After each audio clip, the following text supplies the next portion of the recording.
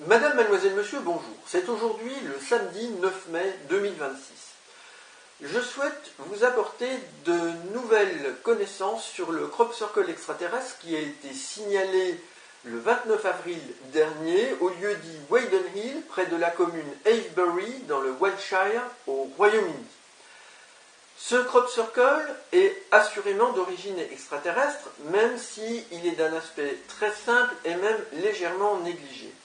Cet aspect négligé, je pense qu'il fait lien avec la première vidéo que j'ai commentée, dans laquelle je me suis présenté pour un moment de paix dans ce monde troublé, et j'ai écrit des mots sur l'écran de la vidéo en jaune qui sont écrits de manière très enfantine.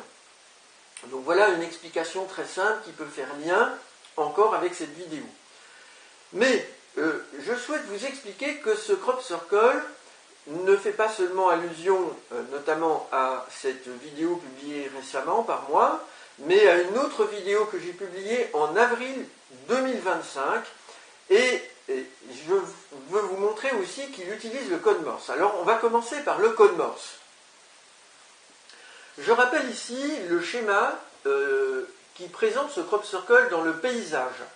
Ici, au premier plan, un grand champ de colza jaune, fleuri, avec des traces de roues de tracteur que je n'ai pas toutes représentées. Alors j'en ai représenté deux qui forment une sorte de V effilé en bordure du champ. Et le crop circle a été représenté par-dessus une trace de tracteur, donc à cet endroit.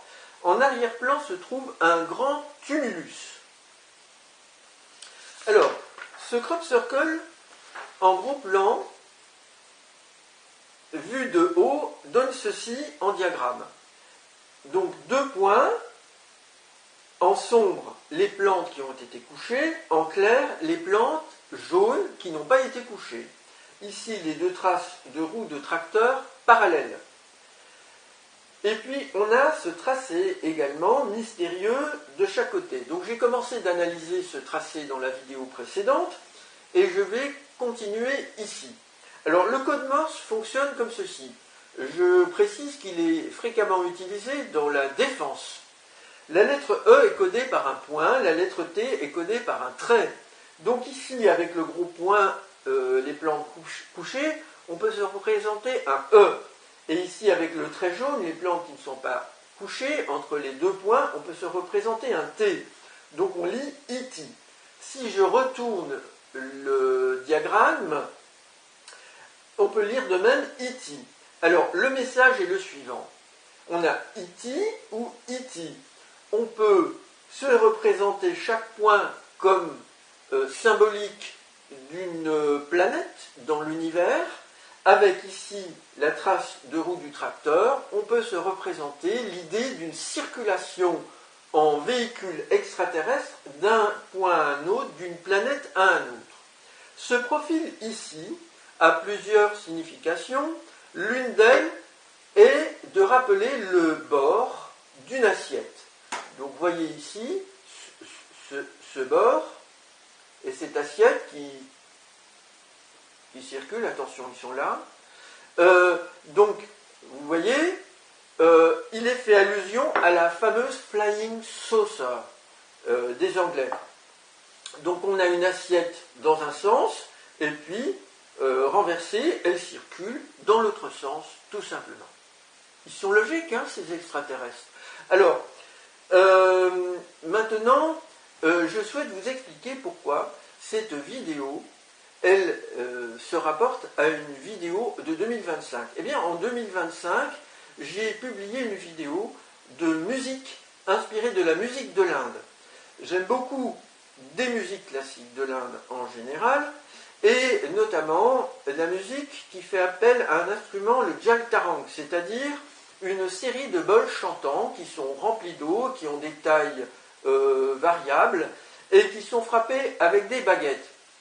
J'ai moi-même inventé, enfin je pense modestement avoir inventé un instrument, ce n'est peut-être pas le cas, un instrument qui est le suivant. Alors j'utilise deux stylos que je pose sur ma table, et puis je pose un bol par-dessus qui sert de résonateur.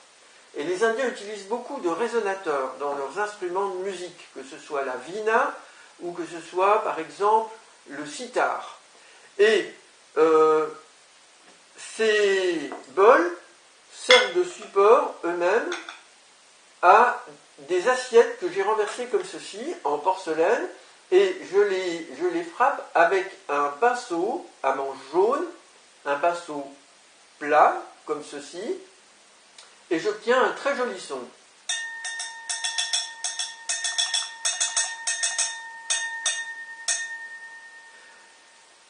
Voilà.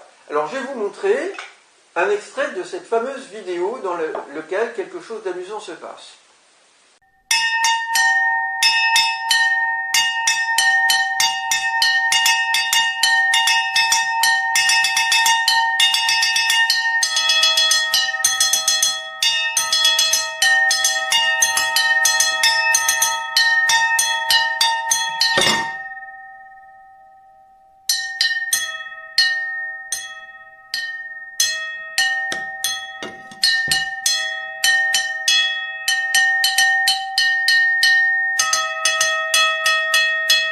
Voilà.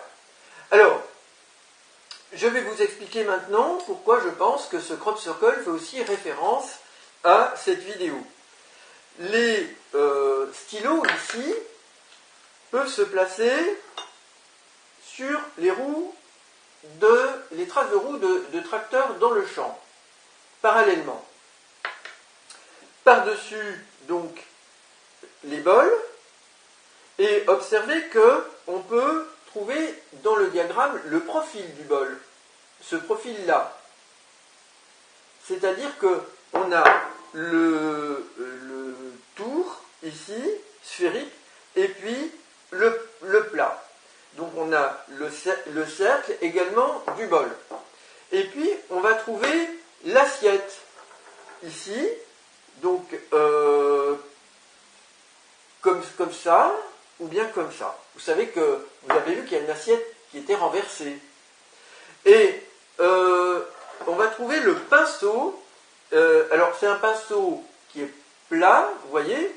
Le pinceau qui a un manche jaune, il pourrait tracer le trait droit, comme ça, au milieu. Mais ce n'est pas tout. On peut remarquer ici, avec ce profil effilé, vous voyez, le manche du pinceau a un profil effilé. On pourrait le juxtaposer ici à cette zone-là du champ. Le crop circle a été représenté à cet endroit. Et puis, avec la pointe des stylos ici, pointe métallique, vous voyez, on peut imaginer que cette pointe de stylo, qui peut être juxtaposée dans les traces de roues du tracteur, elle peut figurer, justement, je vous en avais parlé dans la vidéo précédente, l'OVNI qui a été vu le 18 avril 2010 en Islande dans la fumée, le panache du fumée à très basse altitude du volcan Eyjafjallajökull, je crois que c'est le nom de ce volcan islandais, et ça a été filmé par une caméra de télévision, je vous en avais parlé. Donc vous voyez que cette pointe peut suggérer cela également. Donc il y a là des références astucieuses à cette vidéo musicale que j'ai publiée l'an passé en 2025. Alors ce qui est important, c'est que cette musique est inspirée aussi de la musique de l'Inde, la musique classique. Et j'ai expliqué que je pense que mon âme a été celle de plusieurs personnes qui ont atteint l'état d'éveil, je préfère dire en état d'éveil avancé. Personnellement, je ne pense pas qu'on puisse parler d'état d'éveil complet, avec un discernement complet concernant la conscience profonde des choses, la conscience expansée des choses. Et ces personnes sont Krishna et Gautama Bouddha, et puis il y a eu aussi entre deux le philosophe chinois Lao Tzu qui, d'après l'histoire que l'on rapporte à son sujet, aurait migré au nord de l'Inde, au Népal, si j'ai bonne mémoire. Alors, pourquoi est-ce important? Eh bien parce qu'il y a une contradiction fondamentale entre un groupe extraterrestre qui se dit apocalyptique, qui essaye d'installer une théocratie mondiale, avec le nouveau messie des chrétiens à sa tête, et puis cet autre groupe extraterrestre qui lui soutient l'éveil, qui est selon moi une connaissance et non pas une croyance, et qui respecte la liberté de conscience de chacun, ce qui n'est pas le cas, selon moi, du principe religieux qui enseigne d'ailleurs aux enfants, dès le plus jeune âge, la religion. Voilà, Madame, Mademoiselle, Monsieur, je vous remercie pour votre attention.